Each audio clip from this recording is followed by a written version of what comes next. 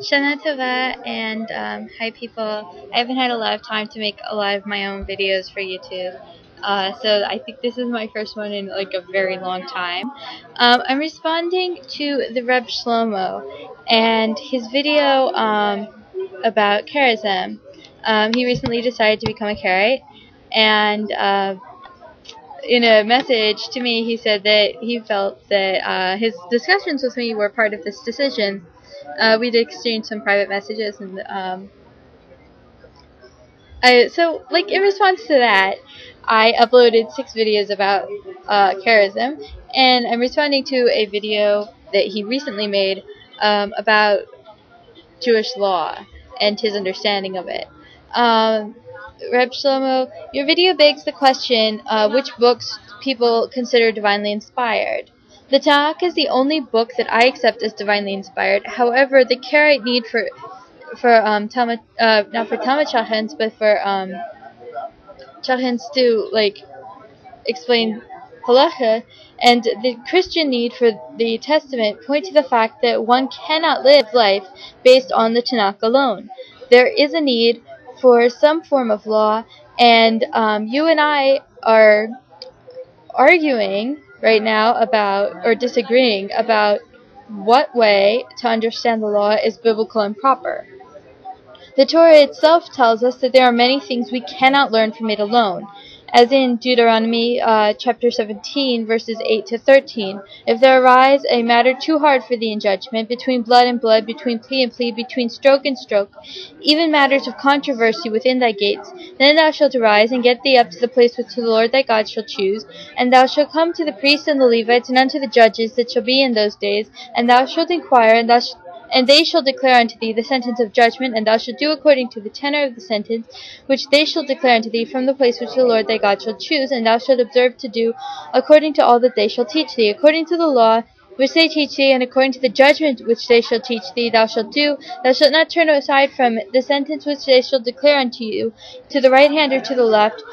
And the man that does presumptuously, and not hearkening unto the priest that standeth to minister there before the Lord thy God, or unto the judge, even that man shall die, and thou shalt exterminate the evil from Israel. And all the people shall hear and fear, and do no more presumptuously. The verse directs us to the righteous priests and the judges. I believe that the judges, it means, are the judges of the great assembly, and that when a case is too hard for you or I, we must seek and accept the ruling of the Sanhedrin.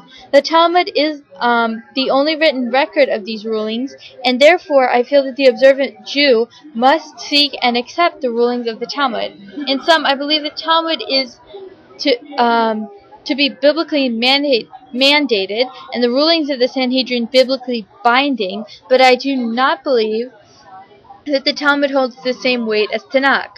If a set of Talmud and a Torah scroll were in a burning building, of course we save the Sefer Torah because they are not on the same level of sanctity. I do not believe that the Tanya or the Zohar is divinely inspired, and I want to direct you to an article by my friend and teacher Mikhael, who got his smicha from the nascent Sanhedrin, but renounced it when his study of the Sanhedrin and the way it was set up led him to the conclusion that it wasn't set up properly according to halacha. So he concludes that concentrating on the revealed will of Hashem, the commandments of the written law according to their authentic codification in oral law, is the rectification of our serving our foreign worship, and that, quote, when this will finally be understood by the masses who yearn for spiritual mystical teachings, I believe the name of Hashem will cease to be profaned, and, as Isaiah promises, our light as a nation of priests will shine, Zohar, brilliantly. Moreover, the temple will be rebuilt, the Shekhinah, the palpable, awesome presence of Hashem, will return to the land, and the world will enjoy spiritual ecstasy it has never known. What we are arguing, therefore, is not whether the Talmud is divine, but whether it is binding, and how we are to interpret biblical law. We agree that it is not divinely inspired, but I argue, based on the above passage, that the ruling of the Sanhedrin is binding.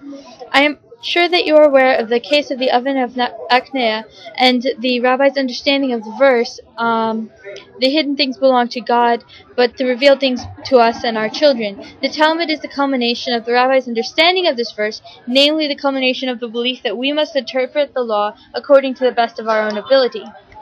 You state that every one of us must interpret the law for ourselves and not depend on the teachings of others. The reason for a codified set of laws is for the community, and that we won't each do our own thing, but that we should follow the majority. However, we do not follow the majority to do evil, so if the majority rules the wrong way, we must remain a consistent voice for the truth, which will eventually prevail, as occurs in the final scene of the above-mentioned Oven of Aknea story.